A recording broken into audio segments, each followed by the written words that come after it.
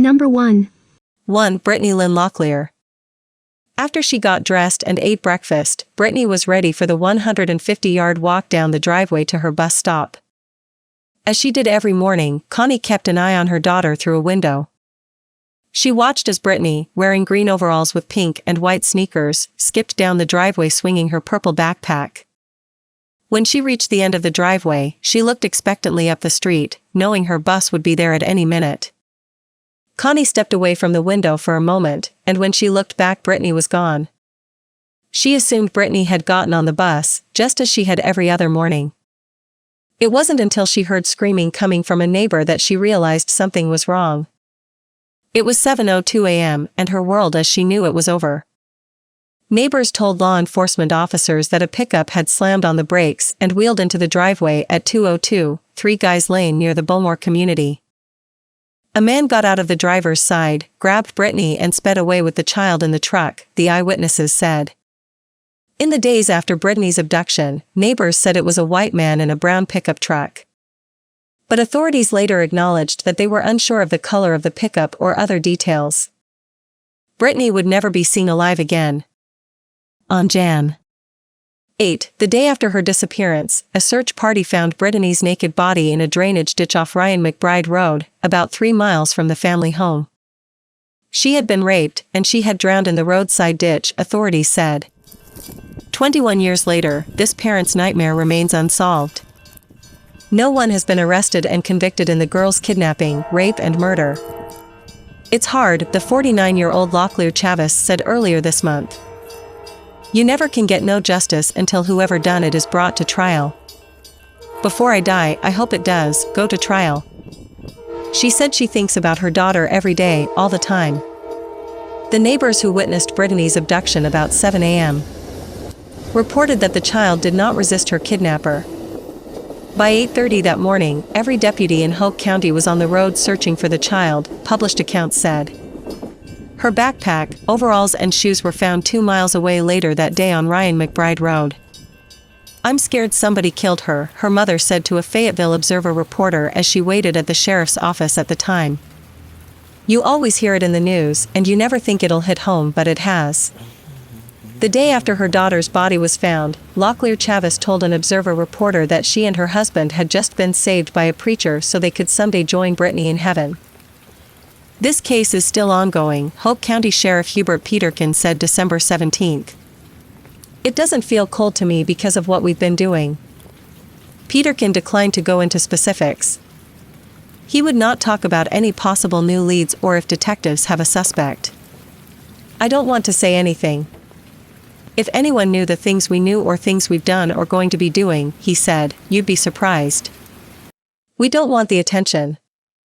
It has had enough attention, more negative attention over the years. We're not going to give it that. Peterkin, who is starting his 18th year as Hoke's sheriff, takes exception if asked if this homicide is regarded as a cold case. I don't like the word cold. I guess to simply put it, this case is not closed, he said earlier this month. We follow leads all the time. We are really following every piece of information that we can get. This is important, whatever they, the public, know, whatever they may have heard, all information is important. We're talking about the life of a 5-year-old girl who would be 20-something today. 26.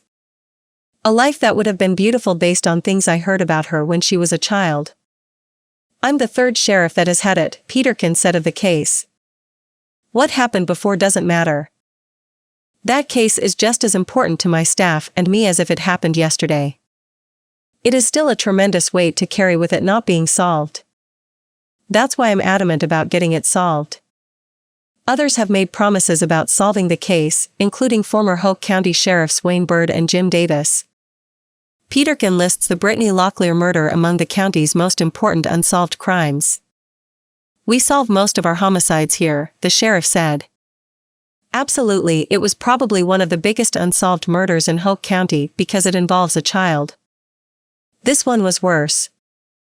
Brittany's death stunned and angered many nearby residents in what was then a remote area of cotton fields and scrub pines in the western part of the county, according to news accounts. Parents who lived nearby took extra precautions with their children who waited at bus stops. The murder also touched others in surrounding communities. It was turmoil. It was bad, said Peterkin, who was a Fayetteville police detective at the time of her death but lived in Hoke County. The sad thing, Brittany died during the political season. It was an election year. Everybody making promises. It got overshadowed with a lot of that. You should never use any type of public safety case or crime for political reasons. It was just a big mess. The community was hurt.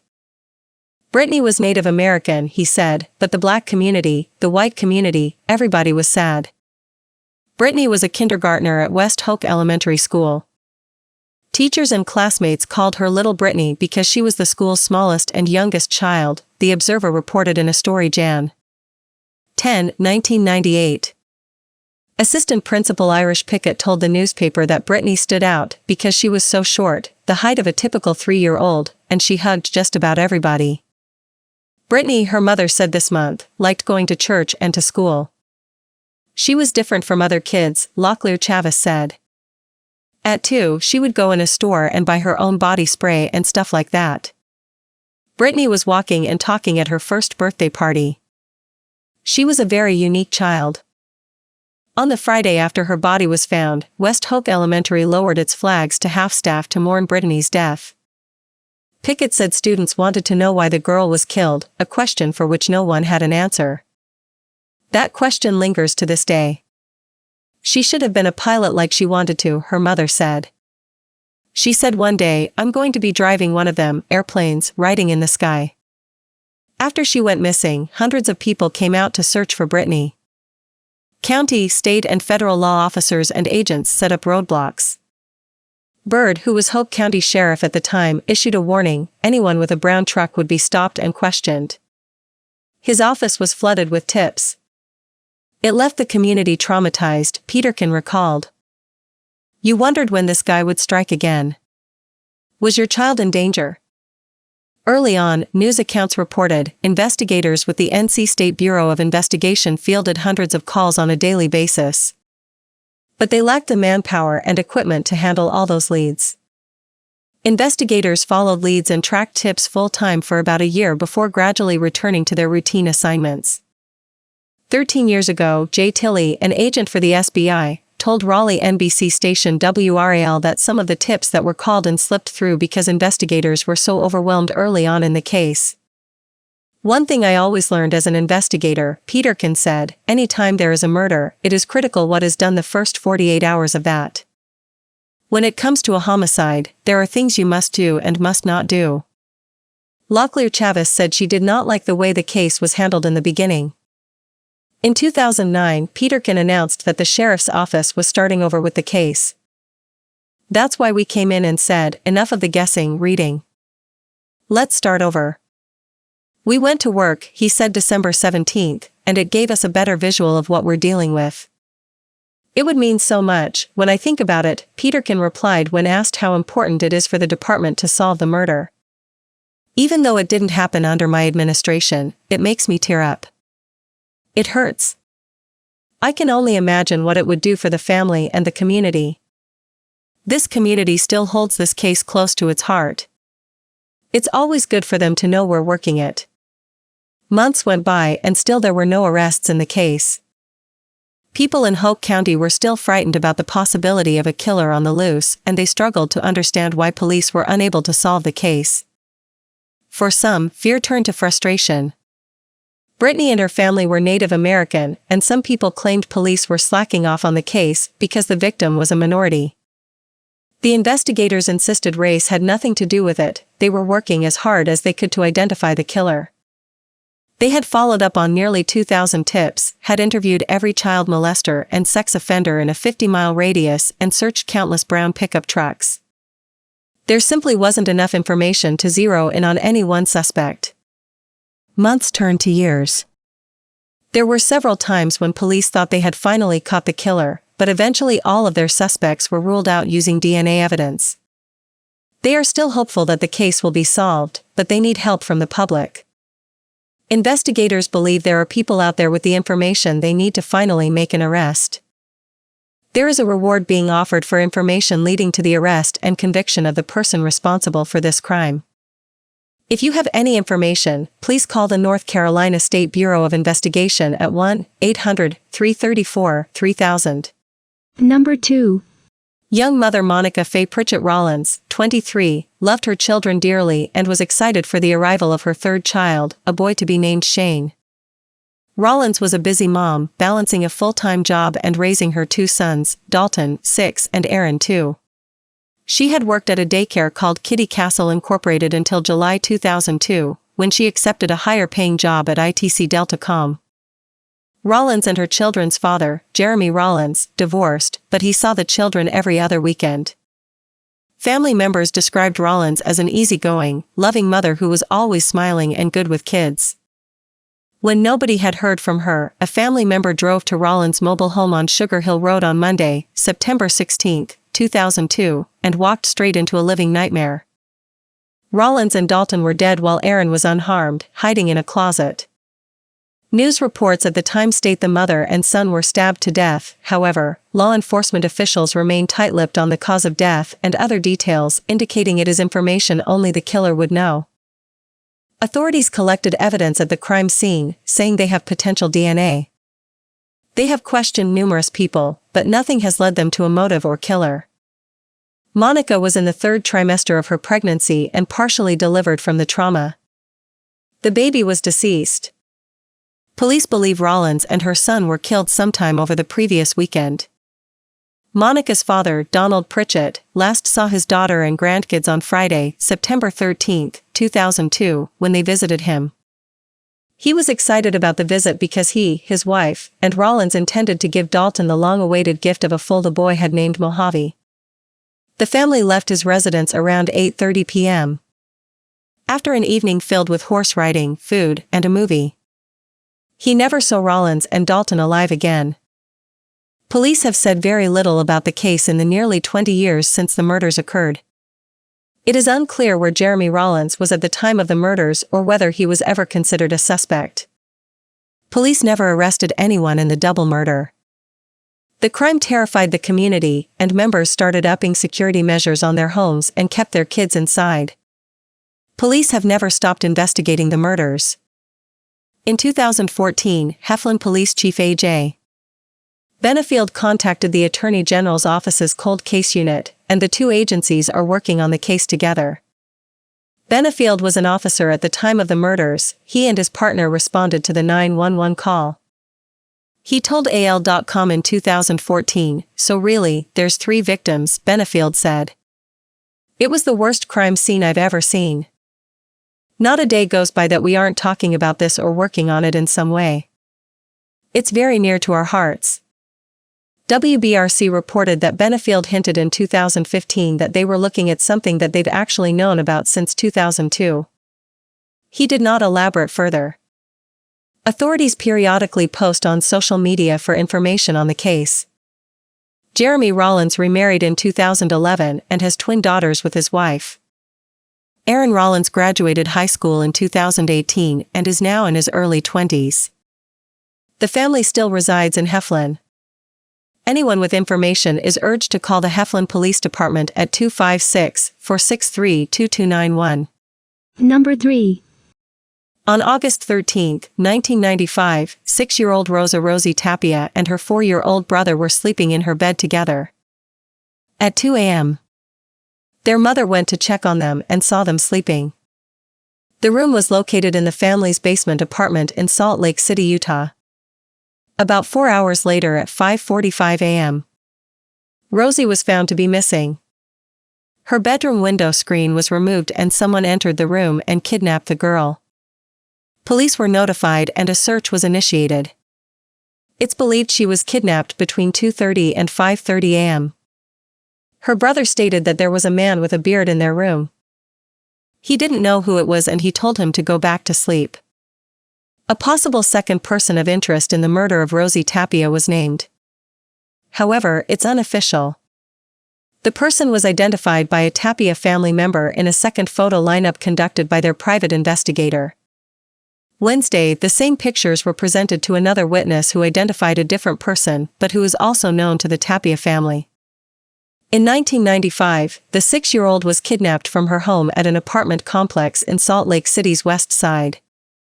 The next day, her body was found in a canal that borders the apartment complex. 10 years ago, the first composite of a young man wearing sunglasses and a cap was created from the memory of Emilia Elizondo. Police released the sketch again in 2017 as a reminder that the case remains unsolved. "He's always been in my memory because he's the one that brought Rosie home from the park," said Elizondo in 2017. Elizondo is Rosie's older sister. She was at home in 1995 when this mystery man knocked on her door and dropped Rosie off. He claimed she was injured at the playground. The following day, Rosie was found murdered. His identity has never been discovered. "There may be something here, there may not be something here," said Jason Jensen, the family's private investigator. Thursday, Jensen conducted a second photo lineup with Elizondo. He compiled a series of photos in hopes of identifying the man in the composite. Elizondo was 18 years old back in 1995. She looked at all 6 photos and ruled out 2 of the individuals.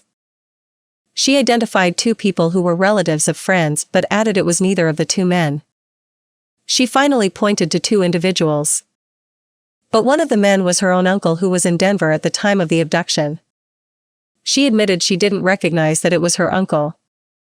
The 6th person caught her interest. "He has more of the facial structure," she said as she pointed to him. "He looks similar to the guy." Jensen then asked. Yes," she answered. According to Jensen, the man she picked, who will not be identified for now, was often seen at the complex. And those he spoke with at the complex said he disappeared and never returned after Rosie was murdered. There is a second composite created in March and has been the focus of several Justice Files reports. But Elizondo didn't see a resemblance. Wednesday, a second witness who helped create the second composite also did a photo lineup with Jensen. The second composite was officially released in May. The man who doesn't want to be identified lived near the canal where Rosie's body was found. He claimed a young man who had on wet pants walked past him on the night Rosie was kidnapped and murdered. He looked at the same pictures and pointed to a different man who is known to Tapia family members. "The witness is identifying 2 people of interest. It just has me in shock," said Lynn Tapia, Rosie's mother. "Now there are 2 possible persons of interest from 2 different composites. In August of 2019, I took these 2 individuals and asked the police to investigate them, and they assured me that they would," Jensen said. But it's unknown whether Salt Lake police followed through. A spokesman for the police department said they will review this latest information before issuing any statement. But according to Jensen, all detectives need to do is compare their DNA with what was found in the crime scene. Number 4. On November 19, 1911, Mary Jane Croft became the 4th of 8 children of John and Anna Croft of Montana, West Virginia. When she was 17, she married James Wesley Vangilder on Jan. 29, 1929. By the time World War II broke out, Mary Jane gave birth to their 5th child after twins were stillborn in 1935. However, 2 years after the birth of Mary Jane and James' youngest child, Cheryl Judy Gay Vangilder, something happened in their marriage that would lead Mary Jane to move off the Vangilder family farm. She separated from James and her children and rented an apartment in downtown Fairmont above the old Fairmont Theater. She went to work in Fairmont. "I was a kid. I didn't pay attention to what was going on," said Anna Mae Vangilder Rager, 88, of Villa Rica, Georgia, James and Mary Jane's first child, who was born in 1931 in the family home along Prickett's Creek. Rager said it's unclear how long her mother was separated from her siblings and her father, and she doesn't know what kind of work her mother was doing in Fairmont. She knew her father, James Vangilder, worked for the Works Progress Administration, an agency created during the Franklin D. Roosevelt administration that put Americans to work during the Great Depression. "I know she only worked there for a short time. Nobody asked why she moved out. I don't know why. I know it was not my father who was causing the confusion, it was my aunt," Rager said in a phone interview. By this time, Rager was on her own and married and started to have kids. In 1944 or thereabouts, Vangilder moved to Plymouth, Ohio, where she took a job at the Army Air Force Depot, 7 miles from Plymouth in Shelby, Ohio. She worked as a high lift and fork operator. During this period of estrangement from her family, Vangilder would purchase war bonds at different branches of the People's Bank in the Shelby area and have them mailed to Rager. She sent me war bonds and then she wrote me and asked me to mail the war bonds back to her, which she then went on to cash at different banks in Ohio, Rager said. Rager said her mother would also send her clothes at times. Despite these mysterious communications from her mother, Rager still had questions about her parents' separation and began wanting answers. In 1945, my mother sued my dad for divorce, then my dad got a divorce in Marion County, and hers was dropped, which made me think she was wanting to get married again, but we found no answer to that either, Rager said. I didn't hear from her anymore. It wasn't until Vangilder's brother, Lester Croft, returned stateside from World War II that Rager began earnestly searching for her mother. My uncle came home from the Navy and he went to the sheriff of Marion County and he wrote letters, Rager said.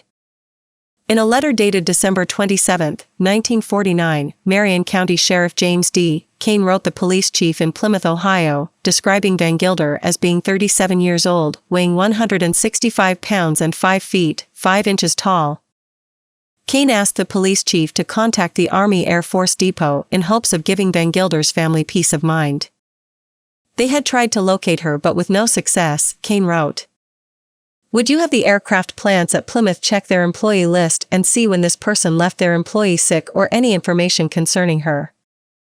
If this is too much to ask, would you send me names of all companies that produced aircraft during the war period, and I will write them. On May 5, 1952, Rager finally heard back from the depot about her mother's job status. Mars. Vangilder left our employ on March 8, 1945, due to added household duties. Her address at the time of her resignation was 2 Truk Street, Plymouth, Ohio. Prior to her residence at the above address, she resided at 311 Woodland Avenue, Willard, Ohio, states a letter from U.S. Air Force First Lt. Edwin Selzer. From there, Rager would cast a wider net for her mother. She began writing Federal Bureau of Investigation Director J. Edgar Hoover. In a series of letters back and forth between her and Hoover, a persistent Rager did not give up hope of enlisting the feds in her search. We do not have the authority to conduct an active investigation such as you request, and for it, I suggest that you get in touch with one of your local law enforcement agencies, Hoover wrote in a letter dated June 24, 1952. The decades would go by with Rager and Hoover trading letters on through the 1960s. She wrote the Social Security Administration to try to obtain her mother's Social Security number in hopes that a piece of identifying information could help unearth new information. She also wrote the U.S. Treasury Department, the Ohio State Highway Patrol, all trying to find more of her mother's story. She had almost given up hope until the new millennium arrived. In 2004, Rager and her family found a new link to her mother's past after a newspaper in Ohio wrote a story about their search for Vangilder. William King of Willard, Ohio, read the Plymouth Journal's article and emailed Rager's niece, who had since also joined in the search. King's father and 2 brothers also worked at the Army Air Force Depot in 1943-1945, during the same time frame of Vangilder's tenure at the plant. I was just 13 at the time, but I remember your grandmother very well. She had long dark hair to her shoulders and was a very cheerful person, King wrote. King also recalled a very bad snowstorm from the winter of 1943 to 1944 when the roads were impassable. A whole line of cars pushed and shoveled their way until about 2 miles from Plymouth when they could get no further, so everyone started to walk. I remember my father talking different times about this. Mary Jane was so cold, she wanted to sit down and get warm, but Dad and the other people would not let her and helped her walk, King wrote via email. The family's search would languish from 2004 until April 2018, when Vangilder's granddaughter Mindy Wilson called Shelby, Ohio, Police Chief Lance Combs. 7 months later, Combs gave the Vangilder case to Officer Adam Turner, who has officially made it a missing persons case. That pain, that desperation and that need to know is still very fresh for Anna, Turner said. The not knowing is worse than the knowing. When somebody's missing, you're left in limbo. Turner admits he earned his ability to empathize in a hands-on manner. He grew up above his family's funeral home, where he'd hear stories of grief and loss daily. That part of his environment informs how he does his police work. I work on this case every day. I could spend 40 hours a week on this case. I've written tons and tons of letters to coroners' offices, police departments, newspapers and libraries asking for feedback and information, Turner said. And with the continuing improvement of DNA testing and multiple databases that track missing persons, Rager and her family have been given new hope in the past 2 years since Turner took over the case. In August 2019, Turner worked with law enforcement in Preble County, Ohio, to exhume the body of a woman whose description closely matched Vangilder's description. He said the city of Dayton covered all of the costs of the exhumation. That was such a tremendously huge thing for them to do, Turner said. He said the Ohio State Crime Lab took DNA samples from the body, but has not been able to identify the person yet. He remains diligent despite knowing that DNA degrades over time. The DNA strand is broken. The problem is the majority of DNA from John and Jane Doe is broken, Turner said. He said as long as possible, along with carrying out his daily duties as a law enforcement officer, he will search for Vangilder. He said he keeps the family updated weekly and conducts every action transparently. I have a passion for it. I understand death and the emotional complexities of death. I'm happy with what I've done so far. Anyone with any information about Mary Jane Croft Vangilder is urged to contact Officer Adam Turner at the Shelby, Ohio Police Department. Number 5. Damon Bonds wasn't originally from Anchorage, Alaska. He had relocated there after growing up in Texas and California in 1999. 5 years later, Damon Bonds would disappear. Where is Damon Bonds? Several days into April of 2004, an abandoned F-250 pickup truck was located in the parking lot area of DeLong Lake, off of Jewel Lake Road in Anchorage. A cell phone was sitting in the front seat of the truck, but most alarmingly, a dog had been left in the truck also. The truck was identified as belonging to 31-year-old Damon Bonds. Damon never went anywhere without his faithful companion and best friend, Scully. Finding Scully the dog in the truck and Damon's cell phone set off alarm bells immediately to those that knew Damon. Detectives backtracked to find Damon's last movements and finally discovered the last known person to see Damon was his ex-girlfriend and mother of his infant son. She said Damon had been at her house on the evening of March 27, but had left around 8 p.m. She had not heard from him after that. Damon had been well liked and didn't have any known enemies. He was, however, in the midst of a custody dispute with his baby's mother. The police thought that since he wasn't originally from the area, he might have flown back to California or Texas. They found no record of any flights in Damon's name. Damon's family immediately flew up to Anchorage from Houston, Texas to help search for Damon. The searches revealed nothing. Many people searched the area of DeLong Lake and found no clues leading to Damon's whereabouts or what may have happened to him. In 2016, Texas Search agreed to take on the case and released an age progression photo of Damon. His family believes if he was still alive they would have heard from him by now. Theory 1, Damon committed suicide. But why no note? No body? No evidence he was unhappy at all in his life. In fact, he was overjoyed about being a dad for the first time. Theory 2, Damon met with foul play. Very likely, but again, where is Damon Bonds? Who wanted to hurt him? Could it be connected to his custody dispute? Or another unrelated suspect? Theory 3, Damon ran off. While Alaska is full of people starting a new life, this didn't seem to be the case for Damon. Damon's family also believes they would have heard something from him by now. So, the family and Ellie continue the search for Damon Bonds, who just disappeared into thin air in Alaska. Bonds' relatives say Bonds was very attached to Scully and would not have left the animal behind, and also would not have abandoned his infant son. He called his family regularly, but they have not heard from him since March 2004. Foul play is suspected in Bonds' disappearance. His case remains unsolved. Number 6. A Georgia man was arrested on Wednesday on murder charges in connection with a 2002 triple homicide where the victims included the suspect's girlfriend, who was 8.5 months pregnant with his baby, and both her parents. The Georgia Bureau of Investigation announced in a news conference that Jason Michael Walker, 47, of Pulaski County, was taken into custody in connection with the killings of Tommy Joe Wideman, 51, Deborah Wideman, 48, and their daughter, 21-year-old Melissa Wideman. At the time of her death, Melissa was just a few weeks away from giving birth to her and Walker's daughter, whom she had already named Abby.